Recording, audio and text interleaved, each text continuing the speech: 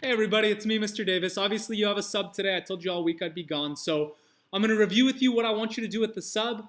Those of you whose grade dropped tremendously from last week because you didn't do your work with the sub, I would highly suggest you stay focused and get it done. And also for those of you who have good grades, make sure you're using this time wisely because if I come back and none of your work is done, I promise your grade will drop tremendously.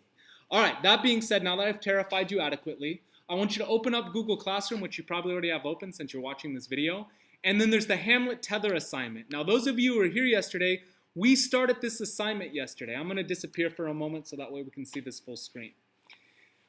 What I'm having you do is research and find an article about someone who is given a longer or shorter tether than someone else. What that means is, if you were absent, somebody who's given more slack or leeway than would be afforded someone else in a situation.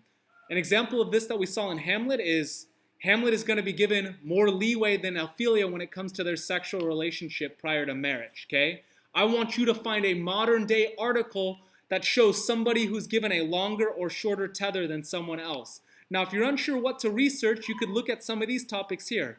African American suspension or expulsion rate from school versus other races. The Great Recession, how banks were treated after the crisis. Brock Turner, O.J. Simpson, Rodney King, Ethan Couch, Allen Iverson high school fight, or the punishment that is given to crack versus the punishment that is allotted for those who use or possess cocaine. All of these would be good topics to research, but you can pick whatever you want, okay? You're going to find an article that is an example of somebody given a longer or shorter tether than someone else, and you're going to paste that article here. Then you're going to summarize what that article was about in 5 or more sentences. Then you're going to explain why this is an example of someone being given a longer or shorter tether. So for one of these examples, maybe this guy was given a longer tether than someone else because he was wealthy or something like that, and you can talk about that. This one says, why do you think the person was given a longer or shorter tether? So you just answer these questions. I'm not going to read each one. After you answer these questions, which might take the majority of the period to get answered, you're then, and I'm going to reappear so you can see my beautiful face. So now, once you've answered all of those questions, you're going to pick one of these websites here, My Simple Show, Prezi, or ThingLink, and you're going to make a brief presentation that shows the information that you took down. So you'll have like a slide for what the article was about. You'll have a slide for why this is an example of someone being given a longer tether. A slide for this, a slide for this, a slide for this, okay? These websites are different than just a simple slideshow. You can make a Google Slides if you don't want to try something new technology-wise, that's fine. But these ones are kind of cool. So there's My Simple Show, which lets you make a movie that you can have a robot talk through, which is awesome.